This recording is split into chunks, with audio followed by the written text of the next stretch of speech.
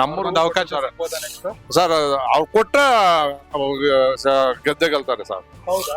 ಗೆದ್ದೆ ಗೆಲ್ತಾರೆ, ಕೊಟ್ರೆ ಗೆದ್ದೆ ಗೆಲ್ತಾರೆ. ಅವ್ರಿಗೆ ಏನಾದ್ರು ಒಂದ್ ಸೀಟ್ ಕೊಟ್ರೆ ಯಾವ್ದೇ ಪಾರ್ಟಿಯಲ್ಲಿ ಕೊಟ್ರು ಅವ್ರು ಗೆದ್ದೆ ಗೆಲ್ತಾರೆ ಅನ್ನೋದು ಒಂದು. ಈಗ ಮಾಲೂರ್ ಏನಕ್ಕೆ ಚರ್ಚೆ ಆಗ್ತಿದೆ ಅಂದ್ರೆ ಇಡೀ ರಾಜ್ಯದಲ್ಲಿ ಮರುಮತ ಎಣಿಕೆ ಹೌದು ಅಲ್ವಾ? ಹೌದು 248 ಮತಗಳಿಂದ ಇವ್ರು ಗೆದ್ರು, 247 ಓಟಿಂದ ಅವ್ರು ಸೋತ್ರು. ಹೌದು. ಇವ್ರಿಬ್ರು ನಡುವೆ ಕಚ್ಚಾಟ ಇಡೀ ರಾಜ್ಯದಲ್ಲಿ ಸುದ್ದಿ ಆಗ್ತದೆ. ಹೌದು ಹೌದು ಇದರಿಂದ ಅಭಿವೃದ್ಧಿ ಕುಂಠಿತ ಆಗಿದೆ.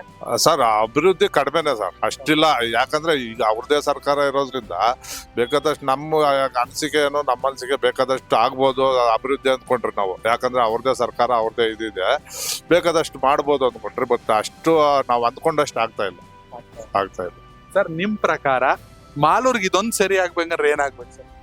ರಸ್ತೆಗಳ ಮೈನ ರಸ್ತೆಗಳಾಗಬೇಕು. ಬಟ್ ರಸ್ತೆಗಳಾಗಬೇಕು. ಮುಖ್ಯವಾಗಿ ಏನಂದ್ರೆ ಅಧಿಕಾರಿಗಳು ಸರಿಪಡಿಸ್ಬೇಕು. ಇಲ್ಲಿ ಇರ್ತಕ್ಕಂಥ ಅಧಿಕಾರಿಗಳು ಸರಿಪಡಿಸ್ಬೇಕು.